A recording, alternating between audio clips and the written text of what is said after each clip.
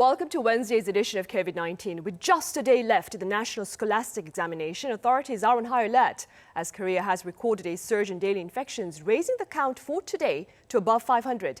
I have our Kwon So standing by with details on that and more. Now, So do start us off with the grim numbers for Korea on this Wednesday. Well, Sunny, Wednesday's caseload was tallied at 511. So for the first time in 4 days, we are back to above 500 daily cases. And infections here domestically transmitted have also surged, now standing at 493, also close to 500, and that's a rise by 73 from yesterday. Now, in the latter half of last week, we started to hit the numbers in the 500s, 3 consecutive days, and then again 3 consecutive days in the 400s. And now we are having worries about the numbers surging back to the 500s. Now, in the total, the country has a 35,163 infections now. The death toll remains unchanged at 526 for 2 straight days. However, there's a concern about the number of people in critical situation or serious condition, which stands at 101 now, with over 300 more people in quarantine from the virus, and that is leading to rising concerns of shortages of hospital beds. Right, so and amid those concerns, the National College Entrance Examination will take place tomorrow. Right, Sunny, it's not only going to be one of the most important tests for exam takers, but also a big test for the Korea's battle against the virus with the surging numbers of recent cases here in the country. Health authorities are now getting ready for the big day. The government will extend the operating hours of public health center screening clinics to 10 p.m. tonight and will be on an emergency footing to make sure any test takers who need to go into quarantine or have been infected can be provided with hospital beds.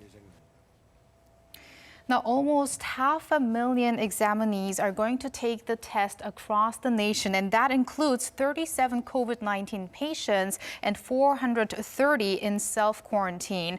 Now, with all provinces now being affected with the virus, we have almost 200 cases in the capital, Seoul alone, 144 in Gyeonggi-do province, 23 in Incheon, and also over 30 cases down in Busan. And around half of these places here have double-digit figures.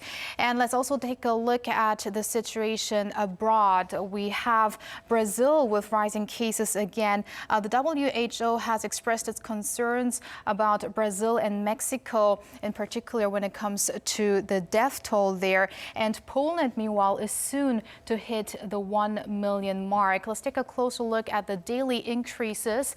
The U.S. at 14.1 million, over 188,000 infections in the past 24 hours. And again, Brazil with 52,000 cases. That number was at around the 30,000s earlier in the week. And also Turkey is having resurgences with 30,000 new infections in the past day.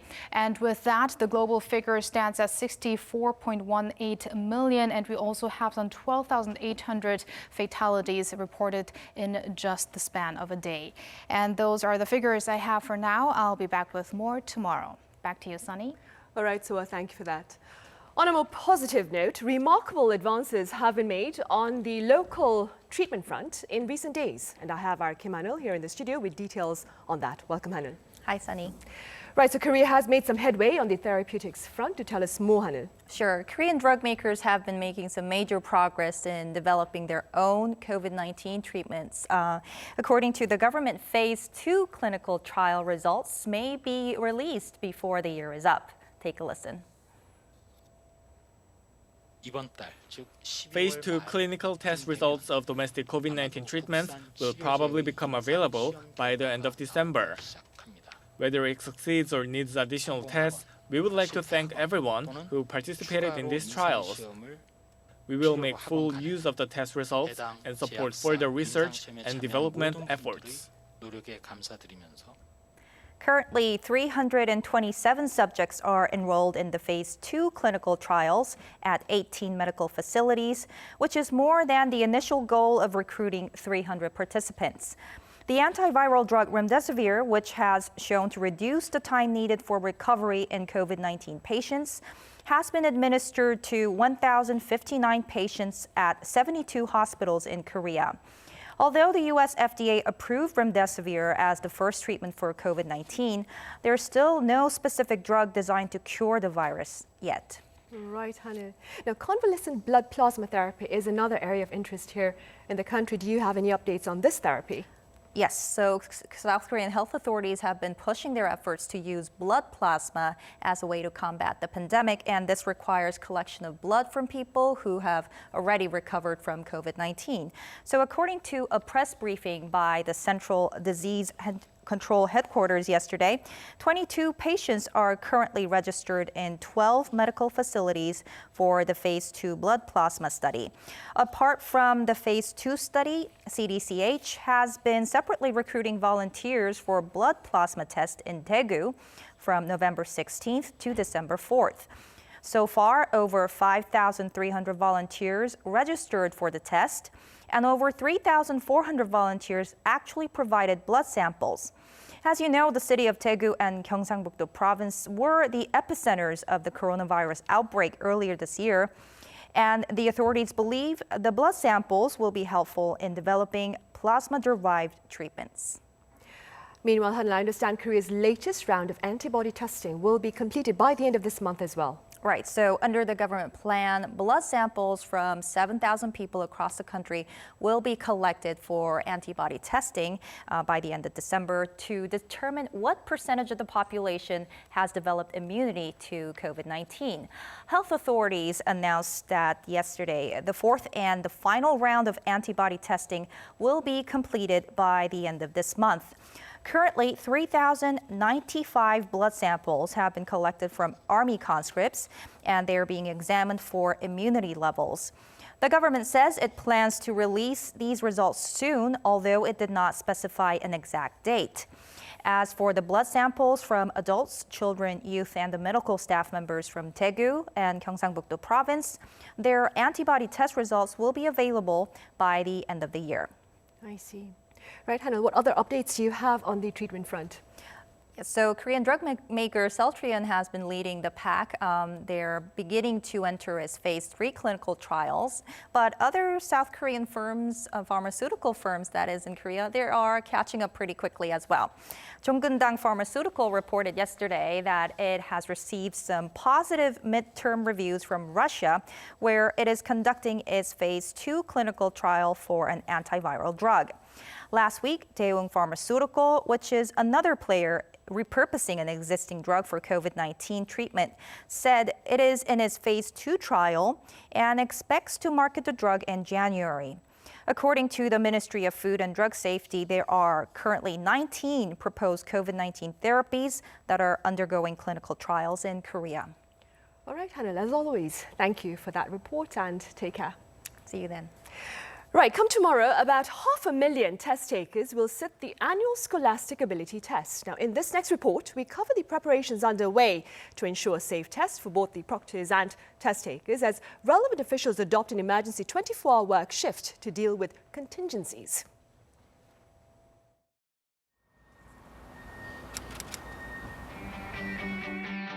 Ahead of Korea's nationwide CSAT exams, President Moon Jae-in visited one of the test sites and called for extra vigilance to ensure the exams are held in a safe manner. 또 시험을 치르는 도중에 정세가 이렇게 좀 나빠져서 응급한 치료가 필요하다거나 또는 그런 후송이 필요하다거나 그런 경우도 있을 수 있을 것 같습니다. 그런 돌발적인 상황에 대해서도 대비들을 잘해 주시기 바라겠습니다. Separate exam sites have also been set up, 113 of them nationwide to be exact, for those in self-isolation. These test takers must not use public transit, but they can even take an ambulance if no other options are available. Even test takers who have contracted COVID-19 will still be able to take the exams, thanks to temporary test sites at medical facilities and residential treatment centers. 수능 전날 수험생 중에서 검사 대상자나 확진자가 발생하더라도 시험 기회를 반드시 제공할 계획이니 우리 수험생들께서는 당황하지 말고 보건소와 교육청의 안내대로 따라주시면 됩니다. Overall, the exams will be held in a much different environment compared to previous years amid the COVID-19 pandemic.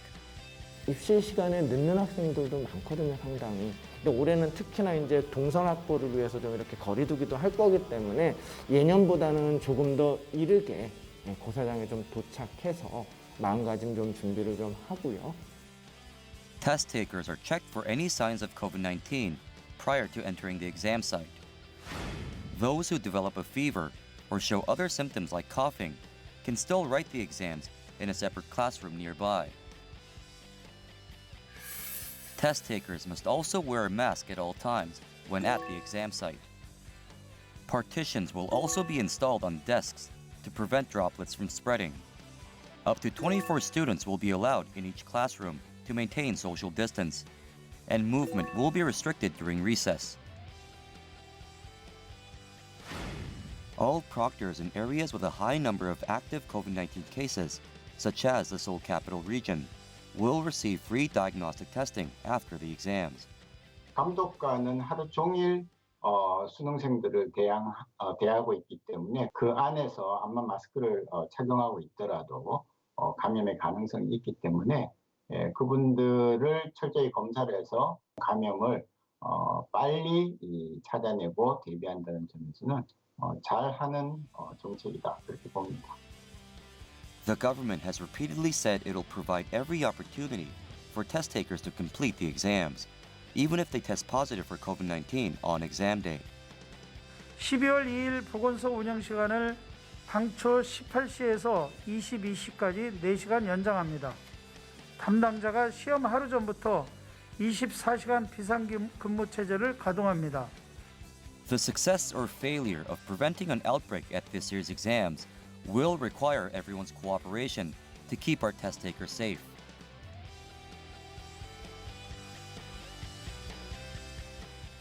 Up next, we bring you efforts by healthcare experts to tackle antimicrobial resistance amid the pandemic. For more on these efforts, I have Nina Monrad Boel, health counselor at the Embassy of Denmark here in Korea. Hello, Dr. Boel. Hello. Doctor, I believe tomorrow you're co-hosting a webinar aimed at promoting the agenda on antimicrobial resistance in the face of a pandemic. Now, do tell us more about this upcoming event. Yes, thank you. Tomorrow, together with the International Vaccine Institute and the ICAS, we're hosting the webinar Evidence to Action. It will be tomorrow, 3rd of December at 5 p.m. Korean Standard Time. And the webinar will provide an opportunity to gain insights on the current efforts to continuously move forward the agenda of combating AMR, even during the COVID-19 pandemic.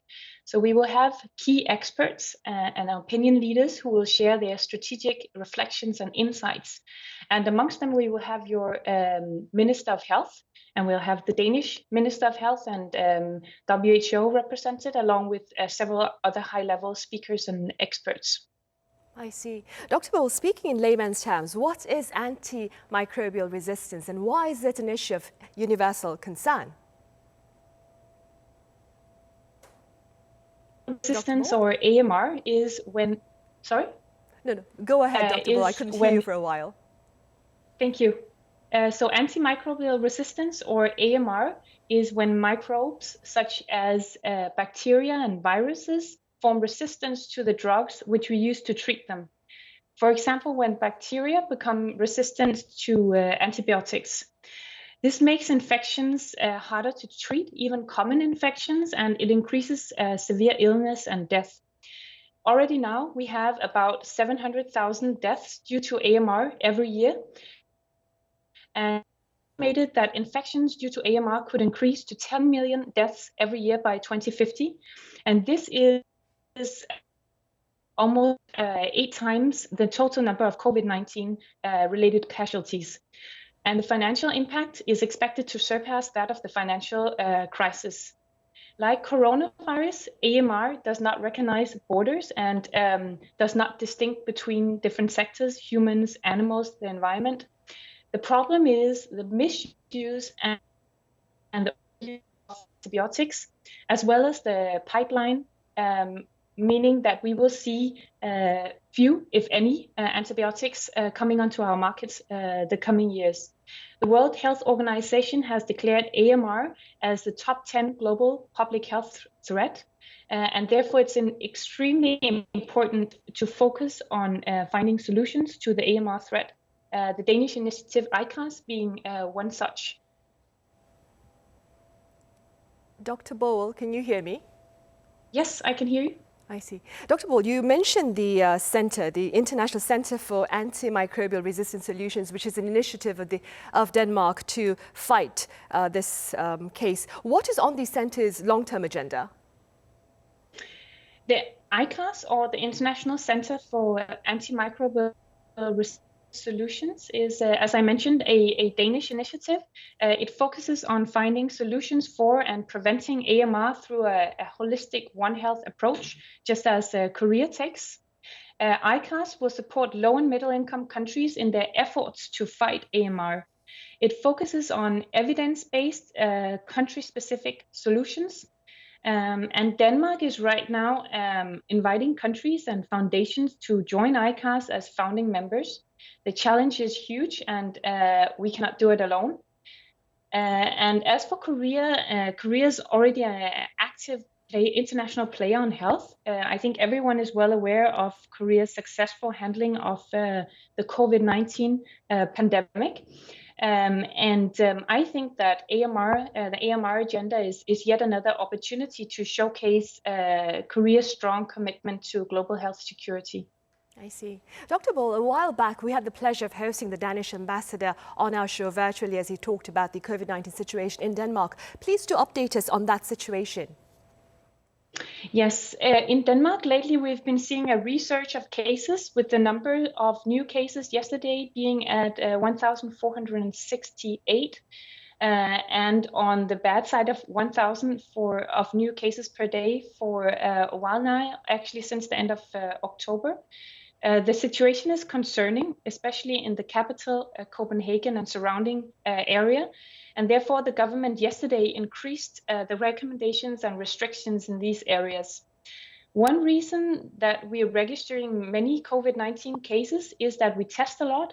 Currently, we have tested more than, we've completed 7.5 million tests, and that is in a population of just 5.8 million people.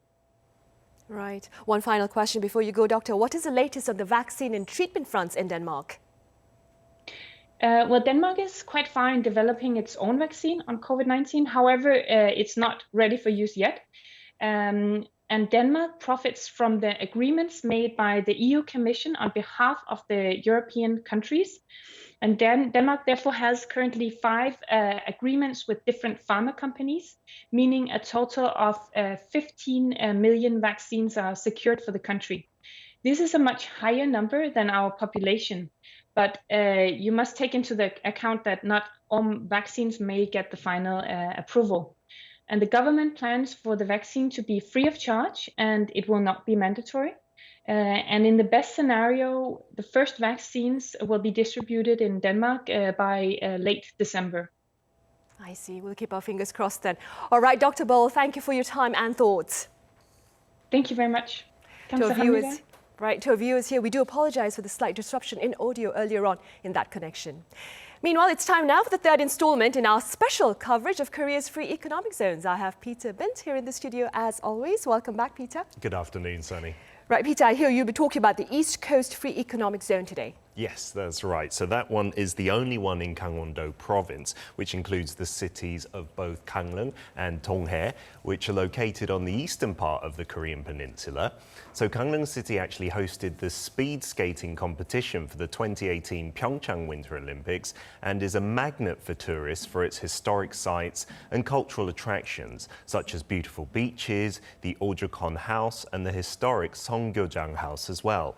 With its spectacular sunrises, Donghae City is famous for Mangsang Beach, which stretches for 5 kilometers, making it a popular spot for tourists. Peter, I suppose the city has been hard hit by the dwindling number of tourists amid the pandemic then? Yes, that is true. Due to COVID-19, less people booking accommodation, but actually, on the other hand, day trippers have increased, and the popularity of sites for camping vehicles in which people can stay secluded and safe has risen as well.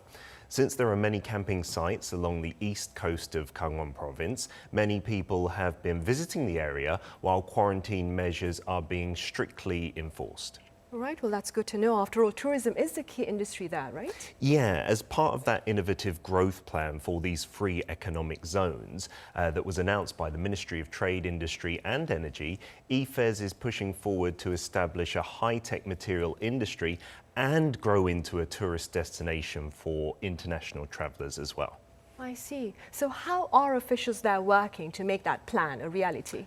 Well, I think it's good to explain first how IFES and the industrial zone is split up into different parts to get an idea of the current status of industries within it. So IFES has 3 districts and the types of industries in each one are actually different. So let's take a closer look. IFES is a special economic zone that hopes to propel the coastal region of Gangwon-do province into an economic hub of the East Sea by nurturing the high-tech materials industry as well as tourism and leisure. It also hopes to transform Gangneung into a cosmopolitan city with a thriving global logistics business. 저희 동해안권 경제자유구역청은 3개 지구로 이루어져 있습니다. 먼저 강릉시에 5개 산업단지가 있습니다. 그리고 동해시에 망상지구와 동해항이 있는 북평 산업단지 이렇게 3개 지구를 경제자유구역으로 지정을 받고 저희가 투자 유치를 통한 조성 사업을 하고 있습니다. Mangsang district, which is located in the city of Donghae, will be developed into a travel attraction that hopes to lure international tourists with an array of facilities such as marine leisure and recreational zones. Over in Okye district in the city of Gangneung, a non-ferrous metals business cluster is being developed in the hopes of being an advanced materials hub that manufactures titanium, aluminium and other lightweight metals. Meanwhile, Bukpyeong district in the city of Donghae is nurturing an industrial cluster for advanced materials and components. 고용 창출과 또 관련된 산업을 통해서 부과되는 연계 시너지 효과 그리고 굉장히 밀접한 서로의 연관관계를 갖고 있고 그 발전을 위해서는 다 같이 각각의 노력을 많이 좀 해야 될 것으로 생각하고 있습니다. Right, so Peter, Mangsang district will be transformed into a tourist destination for travelers from here and abroad, while Okye and Bukpyeong districts will serve as industrial bases for the advanced materials business. Yeah, that's right. I see. All right, we'll start first then with the project in Mangsang district. Yeah, so Mangsang district itself is also divided into 3 districts. District 1 will have a recreational resort complex, a specialized university, foreign educational institutions, a residential area and commercial facilities. In District 2 and 3 of Mangsang, a recreation town and resort complex comprised of hotels, resorts, an art museum, shopping malls and more will be created. Situated near both Mount Sorak and Mangsang Beach, there are high hopes that the Gangneung city will become a top international tourism complex. And notably, the world-class hotel group Banyan Tree Hotels and Resorts signed an agreement, a business one, with Mangsang District Development Project contractors to launch a 5-star hotel development project. The size of the investment is expected to reach $1 billion and will be spread across Mangsang Districts 2 and 3. That's quite a remarkable achievement right there, an investment that is.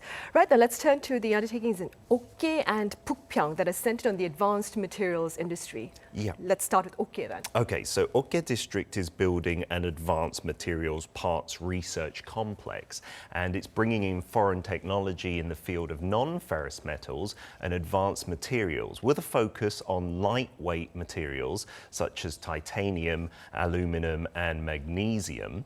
And last September, Okke district invested $54 million for the development costs to complete the construction of roads, complexes and lots. This stage has now been completed, so the district is ready to take in research labs and tenant companies related to advanced materials. In the first half of 2021, the district plans to attract tenant companies through a promotional campaign. Right. Peter, why the focus on lightweight materials? Well, unfortunately, the steel industry has seen a lot of oversupply, a lot of protectionism as well, and states have ramped that up in 2020, if anything. So POSCO, the #1 steel maker in Korea, was slapped with tariffs on steel products such as hot-rolled and cold-rolled steel. So in order to counter these trade barriers, a strategy was formed to refocus on value-added metal products. Titanium, aluminum and magnesium are lightweight materials that really fit with this strategy. I see. All right, Peter, tell us about the efforts in Pukpyeong now. Well, Pukpyeong district is going to establish a complex with some long-term business leases, and it's going to foster the manufacturing industry that will be led by non-ferrous metal companies such as LS Cable and Systems and DB Metal. The district will be supported by excellent infrastructure in Okke Port and Tonghae Port, and also it will serve as a base for the renewable energy industry by creating the first hydrogen-related business cluster in South Korea. And there is growing interest in eco-friendly renewable energy around the world. And among renewable energies, the hydrogen industry is garnering a lot of attention as a future industry that will continue to grow for another 100 years. So we met with a company that is keeping pace with this market trend. So let's take a look.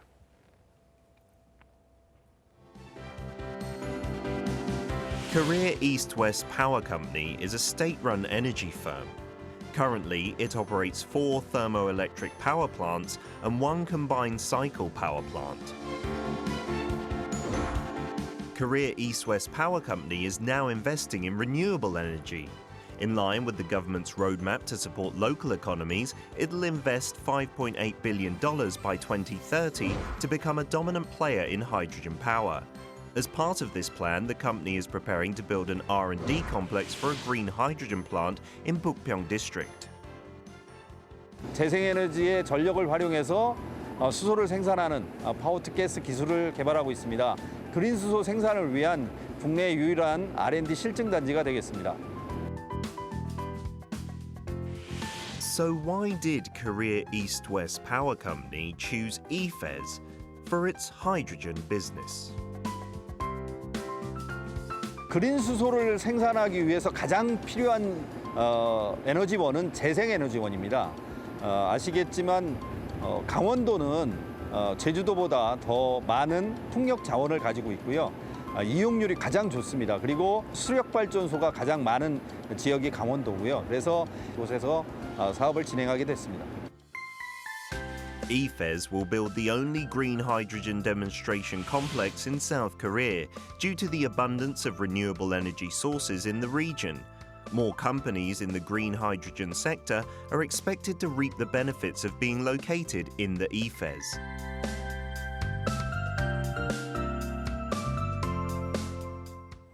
Right, Peter, for the sake of clarity, what exactly does the hydrogen market include? Well, the hydrogen industry involves any kind of technology that can produce hydrogen, that can store it, transport it and use it so that it can one day replace fossil fuels that cause a lot of pollution to our environment. And since hydrogen can be produced from water, it can definitely reduce environmental pollution, and it is also easy to transport and store in terms of efficiency and economics. So P2G technology is one energy storage tech that can generate and store hydrogen or methane using electricity obtained from solar or wind power. Research on it is being carried out in Europe, where the share of renewable energy in power production is quite high. And Korea East-West Power is also developing P2G technology, and it is doing so in the EFES. Right. What's behind the push for hydrogen power? Well, this is all in step with the government's plan to revitalise the hydrogen economy, and it's made an announcement last year to that end. Competition in hydrogen power is already pretty fierce, as there are many players in the US, Japan and Australia, but the industry is still in its infancy, so it's very important to secure a leading position. The Korean government is able to create these new markets and industries through a hydrogen economy, including in transportation that covers automobiles and ships, as well as energy production such as electricity and thermal power. The establishment of a hydrogen infrastructure will have a great impact on other industries as well. So hopes are that jobs will be created among small and medium-sized companies as a result of adopting hydrogen power. It is widely recognized as a big future growth engine. One final question, Peter, before you go. What benefits are in store for potential investors in the East Coast Free Economic Zone? Well, it depends on the size of the investment, but there are definitely tax benefits. There's low purchasing tax rates and low property taxes as well. Foreign invested companies with a foreign investment ratio above 30%, and factories related to new growth engines and material parts manufacturing and some others will be provided with cash grants. And in addition, the authority will provide infrastructure support, administrative support and support for relocation to tenant firms. I see. All right, Peter, thank you for that coverage. I'll see you on Friday. See you next time. Thanks.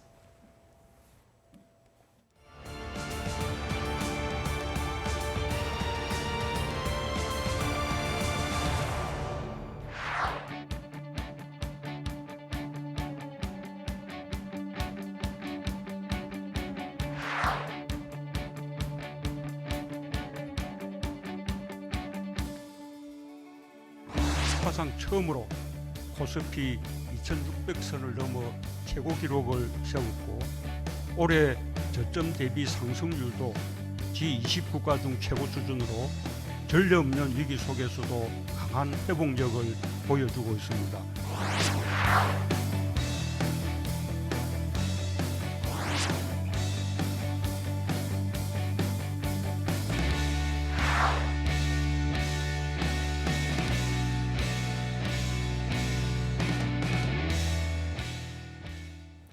Right, in today's studio session, we take a fresh look at the economic trends amid the pandemic here in Korea and elsewhere around the world. I have Professor Kim Se-won from Ewha Women's University. Welcome back, Professor Kim. Good afternoon, Sunny. And I also have Mr. Daniel Yu from Yuanta Securities Korea. Hello again, Mr. Yu. Good afternoon. Professor Kim, let's start with the rebound in Korea's exports. What has been fueling the gains in overseas shipments this past November? Yes, Korean economy's export increased by 4% in November compared to the same months in previous year. This is really a positive sign of Korean economic recovery. In retrospect, there has been huge drops in export from the outbreak of coronavirus pandemic in March. And from August, there was a huge increase of Chinese export, over 9%, which has been unexpected. But after that, Korean export also increased from September. In October, Korean export slightly decreased, but that recovered positive increase in November. And November's positive export growth has been led by two largest export items of memory chips and automobiles. And both of export items grew by two digits, actually. I see. Mr. Yu, stock markets here and abroad have also appeared to be rallying despite the raging pandemic. Could you please explain this phenomenon? Right. I think you can simply explain by the liquidity injection that's happening globally. I've been looking at the financial market for the last 27 years, and I have never seen this kind of liquidity injection in the market. If you look at the Fed's balance sheets, it bloomed to $7.2 trillion. That has risen by $3.1 trillion by just that period since the pandemic. And that number is about 2.3 times the number of how much injection that was occurred in 2008 financial crisis. So this is a huge injection. And if you look at in terms of monetary supply, money supply numbers, M1 growth rate was reaching for US by 46% year on year. And if you look at the M2 growth rate, that's about 25% year on year. And these numbers are about twice more than in the past liquidity injection to boost the economy. So clearly, this ample liquidity is leading the equity market. On top of that, you already heard that there are a lot of news about the vaccine. And if the vaccine comes through, then economic recovery will gradually happen because economic activities will expand in the future. And most likely the timing is expected to be end of first quarter next year. And if that's the case, then equity market tends to move before that, right? So these are the main reasons why equity markets are moving so rapidly. So basically they're rallying because of the optimism. Professor Kim, you mentioned this, but tech-related goods continue to boost the sales abroad. But I hear there's also been a rise in exports of new growth engines, including biohealth products, as well as high-value added goods such as OLED products. What meaning does this trend hold for the economy as a whole? Yes, one thing particular in November's export increase was the export increase was also supported by high-tech and high-value export items like IT and medical devices. We can say that Korean export increase was benefited from rise of online businesses and spread of pandemic all over the world.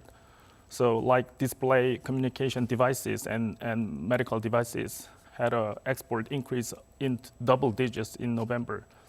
But I have to say that there is lots of uncertainties ahead. So it is a big question whether Korean economy can continue export growth in the future. I see. Mr. Yu, there have also been some wild swings in Bitcoin, but price gains remain elevated. How do you explain this reality? Right. Simply, again, it can be explained by the liquidity injection in the global system. If you look at the M1 growth rate, as I mentioned, in US, it's rising by about 46% year on year. If you think about that, that means the value of money is going down by that much because you're basically printing money. So a lot of the investors feels that the digital asset or the cryptocurrency will be a hedge against the possible inflation that might come through because there's such a huge liquidity injection that's happening in the system. So therefore, everybody is always looking for some kind of alternative assets. And in the past, it used to be gold and silver. But now with the cryptocurrency, a lot of the purchasing settlement can be done by cryptocurrencies. And some of these PayPal or any type of settlement agencies are actually allowing Bitcoins to be used. So that's why you are seeing a huge interest towards the Bitcoins and cryptocurrencies at the current point in time. I see. Mr. Yu, you mentioned the price of gold, which dropped to a 5-month low before recording its biggest daily high, that is yesterday, in 3 weeks. What are your thoughts on that? Right. Before the cryptocurrency came through, obviously the gold was main reason to buy when there is a huge financial crisis or some kind of huge liquidity injection because it is a currency that it's a substitute of currency. People take a look at that as alternative currencies. So if you look at gold prices during the financial crisis in 2008, you saw the gold prices going up by almost 150%, and then some correction of about 40%. And then until the fiscal problems that happened in Europe in 2011 and 12, you actually saw gold price rising by another 180%. So clearly, when you inject a lot of liquidity, the gold price tends to rise. But at the current point in time, if you look at the gold prices, it did rise since 2016 by about 90%. But recently, you are expecting economic recovery might be coming through next year. So considering gold as a safe asset, people are taking money out of the gold and putting money into more of a cyclical stocks or even cryptocurrencies. So gold price has been declining by about 14% from its peak in the last several months.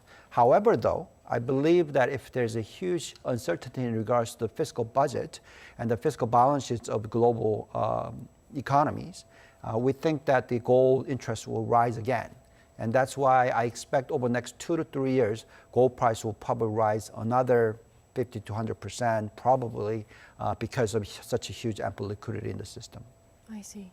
Professor Kim, meanwhile, Korea's gross domestic product rose by a revised 2.1% in the third quarter from the previous 3 months. Now, this is reportedly the fastest expansion since the third quarter of 2009, if I'm correct. What meaning does this market performance hold? Well, Bank of Korea reported that third quarter's economic growth is 2.1% compared to previous quarter. And these improvements in economic growth was supported by export and domestic investment.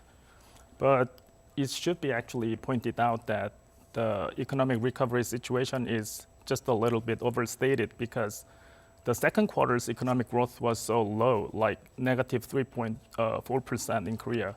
And we calculate the third quarter's economic growth based on that second quarter. So if we recalculate economic growth of third quarter against the same period in the previous year, it is like negative 1.1%. So, and as we talked about also, there is still lots of uncertainties ahead for Korean export and the path of COVID pandemic. So it is, again, big question whether we can continue our positive economic growth. Right. Mr. You spoke about the stock market's rally being driven by the optimism on the vaccine front. What would be the impact of variables then in vaccine development on global stock markets? Right. Obviously, the vaccine development is the first thing that needs to happen in order for the economic recovery to happen, right? And everybody's saying that vaccine will be approved by sometime in the first quarter of next year. And if so, and in terms of the effectiveness, is over 90%. So I think that will probably result into economic recovery sometime next year. I'm not sure how strong the recovery will be, but nevertheless, the recovery will happen.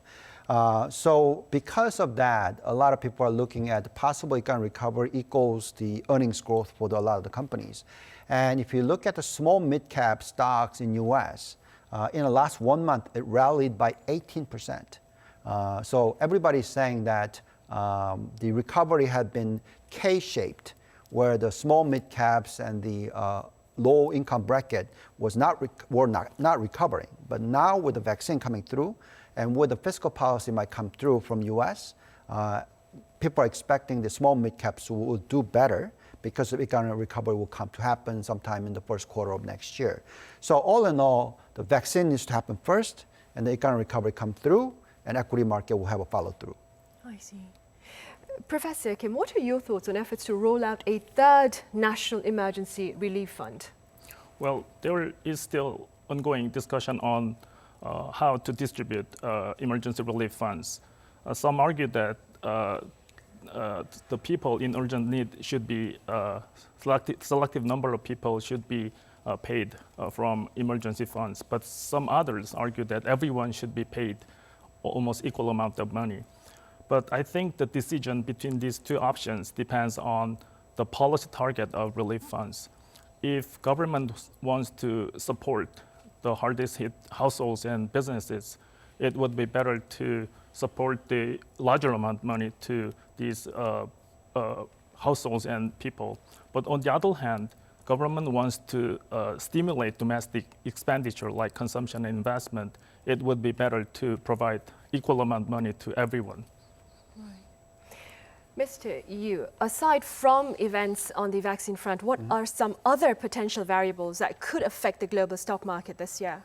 Well, we got only about a month left, right? Yes. And clearly, the US presidential election, Biden won, but Trump is continuing to say that it's a problem.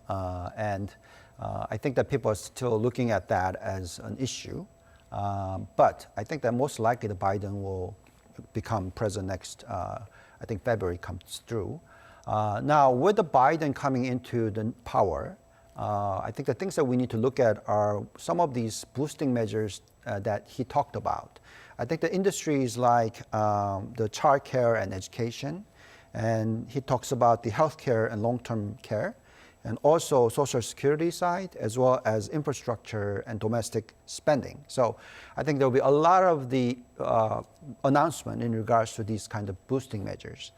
So US government will continue to actually spend money on fiscal side. And if that happens, then a lot of the sector like bio sector, small mid-cap value sectors, 5G, electric vehicle sectors, and alternative energies, these will all receive some kind of help. And we think that the economy will recover because of these fiscal balance sheet spending. Then obviously we'll have a follow-through in terms of December, the winter rally, and beginning of the year rally, I think, in the future. Professor Kim, what measures should Korea seek to ensure economic stability amid the resurgence worldwide? Well, under current situation of hit by COVID pandemic, conventional monetary and fiscal policy do not work at all because the economy does not much respond to interest as before. And in addition, there's no much room to further decrease interest rate at current key interest rate of 0.5% of Bank of Korea. So there could be more preemptive and aggressive actions of governments by stimulating domestic consumption investment by providing also fiscal stimulus. And in that respect, there is a role for central banks like providing cash or buying government's bonds to finance government's expenditure for fiscal stimulus. Right.